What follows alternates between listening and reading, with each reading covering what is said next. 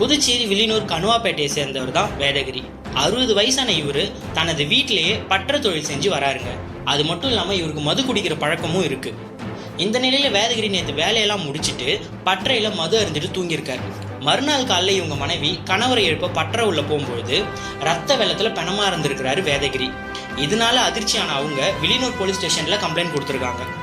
அங்க வந்த போலீசார் அவரோட உடலை பிரேத பரிசோதனைக்காக கதிர்காமம் அரசு மருத்துவமனைக்கு அனுப்பி வச்சு விசாரணை பண்ணதுல அவரை யாரோ சுத்தியால அடித்து கொண்டு இருக்காங்கன்னு தெரிய வந்திருக்குது. இது குடும்ப தகராறு காரணமா நடந்த கொலையா அல்லது இவர் பற்ற தொழில் செய்யறதுனால யாராவது அறிவால் அந்த மாதிரி ஆயுதம் கேட்டு இவர் கொடுக்க மறுத்ததுனால கொலை செய்யப்பட்டதான்னு போலீசார் பல்வேறு கோணங்களை விசாரணை நடத்திட்டு வராங்க. எது எப்படியோ பொறுத்திருந்து பார்ப்போம். போலீசார் எல்லா கோணத்திலையும் விசாரிச்சுட்டு இருக்காங்க. இது குடும்ப தகராறுல நடந்த கொலையா இல்ல வேற எதுவும் காரணமானு பொறுத்திருந்து பார்ப்போம்.